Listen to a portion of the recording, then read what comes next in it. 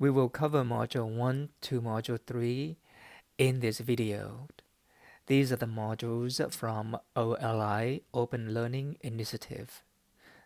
Open Learning Initiative, or OLI, is our course materials, our ebook. Module 1 is just a welcome module. Make sure you read the welcome message and take the survey. This survey is anonymous and it does not affect your grade, but it will help you with your learning journey in this course. Module 2 covers learning strategies. We will go over the various components in the interactive ebook. Take the time to read each component. You will read about developing skills for independent learning for online class or a hybrid online class. We will learn how to complete the course efficiently and effectively by using what we call metacognition, thinking about thinking. There are 5 steps in metacognition. 1. Assess the task, what is involved, and any constraint. 2. Evaluate your strengths and weaknesses. 3. Plan an approach that is based on your assessment of the task and your strengths and weaknesses. 4. Apply the strategies and then monitor your progress. 5. Reflect and adjust if needed. If it doesn't work, maybe we should try another approach. Learning by doing. After studying the course content or reading the course content on OLI, make sure you complete the activities as well. These activities are not graded, but they will help you understand the material. Module 3 go over the big picture of studying statistics. Statistics is all about converting data into useful information. We do this by first collecting data, then summarizing the data and interpreting the data. So how do we collect the data? First, we identify a population. The population is the group that we want to study or we want to learn something about. For example, if we want to learn about cat behavior, then our population will be cats because we are interested in cats. So again, the population will be all cats in the world. Specifically, we want to know how cats react to strangers. Just very simple. And so the population is the entire group that is the target of our interest. And again, in this case, cats. But it is impossible to observe all cats in the world. And so what we do is that we start out with the population, which is again all cats in the world, and we pick a subgroup of all of these cats. A subgroup of the cat population is called the sample. We collect the data from this sample for our study. This is the process of producing data, and that is the first step in studying statistics. We need to choose a sample in a way that represents the population. That means we need to find a way to pick the sample that is not biased. For example, we don't want to pick cats in San Francisco only, and we will learn how to do that. We then observe and collect the information that answer to questions in our study. The data collected can be a list, numbers. Now that we have the data, we need to make sense of the data by summarizing the list in a meaningful way.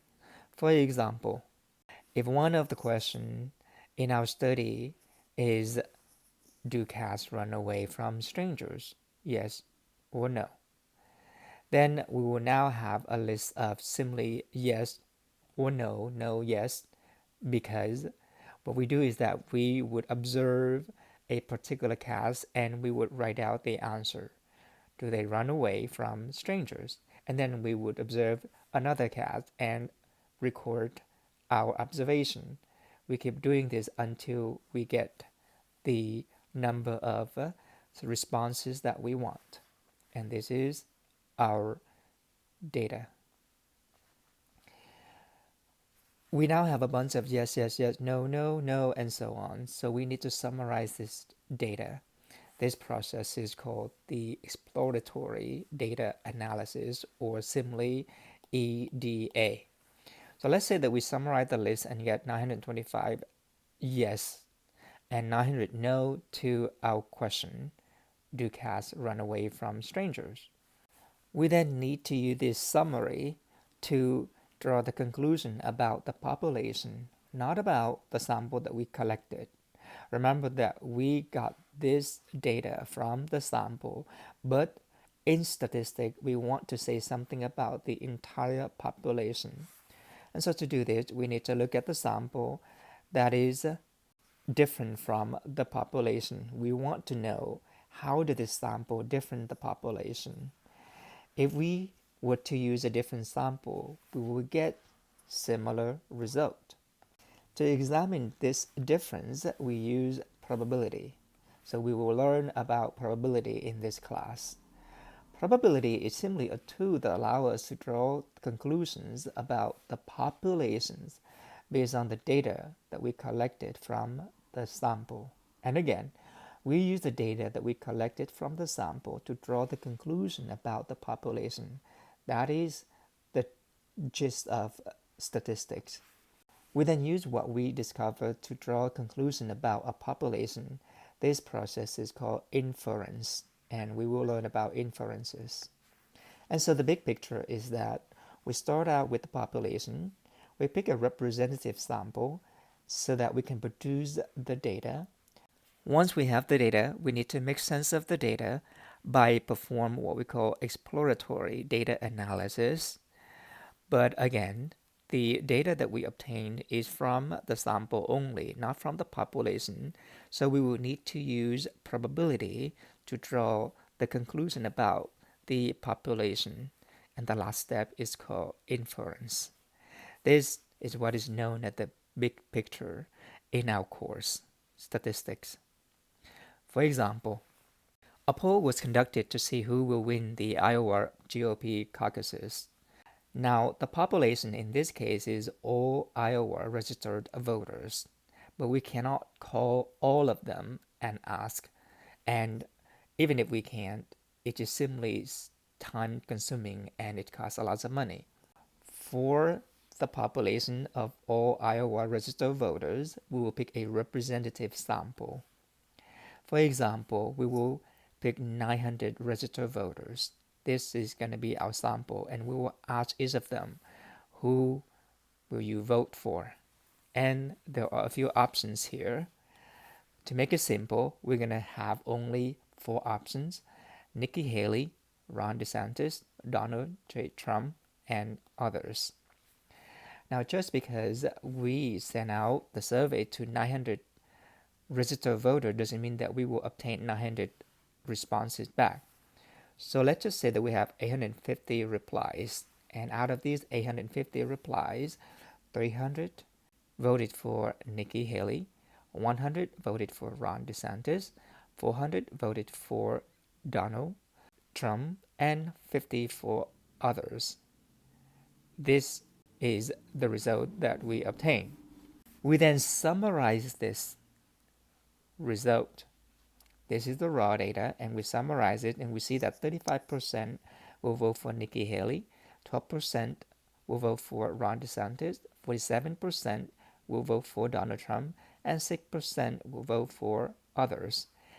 This is the exploratory data analysis step, and we will learn how to do this. We then use the result to draw the conclusion about the population using probability. And so that is an example of what we will do in this course. Now, exploratory data analysis, or EDA, is the step or the process that we make sense of the data that we collected. Data is basically a piece of information about the individual organized into variables. The individual in this case can be person, animal, or objects, and the variables are the characteristic of the individuals. And so, for example, in our survey, the individual will be the registered voters, and the variables will be their age, their race, their height, their gender, and so on. We will run into the data set, which is a set of data identified with particular circumstances. For example, this is what a data set looks like. The rows list the individuals and the column lists the variables. And so for example, again, in our survey, we have the list of individuals. These are the names: John Smith, Alan Wong, Lin Tai, and so on. And the column lists the variable, which are the characteristic of these individuals. For example, their gender, their age, their weight, their race, their zip code, and their height. In this database, we will run into two main variables.